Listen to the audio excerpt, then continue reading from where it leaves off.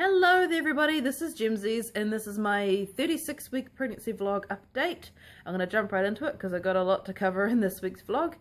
Rightio, so the supplements I'm taking, I've been taking iodine throughout this whole pregnancy, which you're supposed to. Folic acid you're meant to take for the first few months of pregnancy, so obviously I've stopped taking that quite a while ago. I'm taking 5W, which is really awesome. You take that from 35 weeks onwards in pregnancy. What it does is soften up your cervix and stuff, which your body is naturally doing anyway, but this kind of, I guess, gives it a boost. And I take 2 of them 3 times a day. So breakfast, lunch, and dinner. So you gotta have them with meals as well. So they're really good. I took them with my first pregnancy as well. Yeah, some people believe taking them can sort of help encourage you to come closer to your due date, so not going too overdue. So yeah, my son came a week early, so there you go. I'm also taking evening primrose oil, which is usually prescribed for menstruating problems and stuff like that. It's also really great for your hair and nails, so win-win really. But yeah, what this stuff does also helps your cervix and stuff, but and kind of like lubes you up, I guess you would say, down there. Yeah, basically. You can even take them, like, you can get vaginal tablety things that you put up there, suppository style, but I'm not too keen on doing that. So I'm at the moment just taking 1 orally a day. As you get closer to your due date and overdue, you can take more, but at the moment just taking 1 a day. As I get closer, or hopefully not, but hopefully, yeah, won't go overdue, so I won't have to be taking so many as well, you know what I mean. Anyway, and also, of course, I've been taking iron supplements to boost my iron levels since I got the results from my blood test. So near the beginning of the 3rd trimester, I've been taking those iron supplements, and I think they're doing something because I'm feeling a bit more energetic, not as tired, still tired, but that's to be expected being heavily pregnant and all that stuff. So yeah, I will be doing a blood test in the coming week to see how my iron stores and everything are going, and sort of go from there. So I guess the results will probably be in the next vlog, depending when I get the results back. So yeah, I'm gonna do that. Also, I got my flu and Boostrix, so that's like whooping cough immunizations, a couple days ago, just because it's highly recommended and it's free for pregnant women in the 3rd trimester between 28 and 38 weeks, sorry. They reckon the ideal time is to do it at the end of your 36th week. So yeah, went and did that a couple days ago. My arms are feeling a little bit sore after that, but it's no big deal. It's better than getting whooping cough anyway and getting real sick from the flu. And you also do pass on some of that immunity to your baby. So it's worth doing. It's worth doing. Just had my midwife appointment as well, and from here on out I am going to be seeing her weekly until the baby's born, so yay, it's just another sign of how close it's all getting.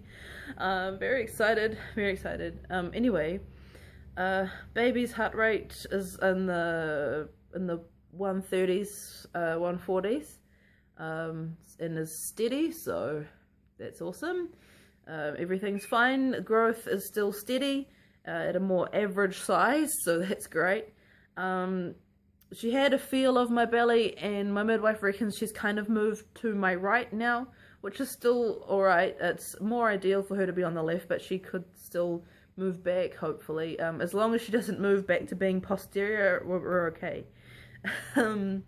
Yes.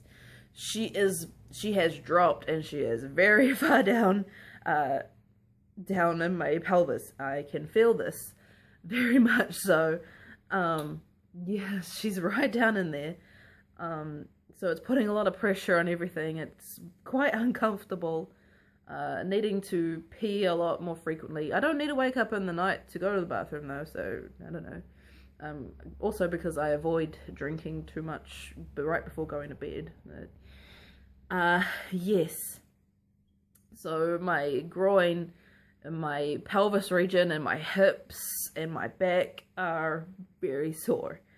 Very tender. It's very difficult to sleep now. It's hard to get comfortable and stay asleep because I'm just constantly waking up through the night and my body's like, you need to roll over. I'm like, oh, okay then. So, yeah. But at least Connor is now asleep in his own room, so I don't have to worry about like waking him up through the night, so I can do the whole beach wail over to the other side if I have to, and moan and groan and wake up my partner and like, help me. So, yeah, it's alright. Not much longer to go, so I'm holding out. I'll be okay. So the other week, all of a sudden my boobs started feeling a bit tender, which is weird because they haven't felt sore or tender this whole pregnancy, probably because I was still breastfeeding my son until he started to kind of go off it and self-wean a few months ago. And even then, when he stopped feeding, my boobs felt the same. They didn't feel tender or anything. But yeah, they just all of a sudden were tender. And I gave them a feel, and one of them had a bit of like lumps in it. So I was like, okay. And I've had a little bit of leakage earlier on. Just randomly at night, they'll leak a little bit of colostrum. So anyways, I was like, okay, well, I gotta give these a massage and express some out. So I found my good old trusty manual pump and did the old express and also hand expressed. And the colostrum came out, but occasionally there's a little bit of like blood coming out. And I asked my mum about it, and she's like, okay, that's probably what's known as rusty pipe. Which is really common and can happen when you begin to really lactate. So that was interesting. I thought I'd share that with you guys. Yeah, it's a little bit of an infection, but all you gotta do is give your boobs a good old-fashioned massage and express it out until there aren't any lumps, and it's good. So I'm feeling fine now. My boobs are alright. No more blood in my colostrum that I've been expressing out at least once a day, just to get things moving and stuff. And it's always good to start expressing anyway. So let's see how baby's doing at 36 weeks. Your baby may weigh around 2.7 kilos, could measure around 50 centimeters from head to toe. Sleep dreams, wakes and kicks may start to move further down into your pelvis. Getting ready to be born. This is called lightening. The bones that make up your baby's skull can move relative to each other and overlap each other while your baby's head is inside your pelvis. It helps the baby pass through the birth canal. 36-week belly shot. You probably can't really see on the camera, but I've just got one new stretch mark up there. All the rest are old from my first pregnancy with my son. They actually turned out pretty well, my stretch marks. I got a lot of them, but they faded pretty well. Anyway, yeah, so that's me, 36 weeks. Lovely bump. Very proud. So that pretty much wraps up this week's pregnancy vlog.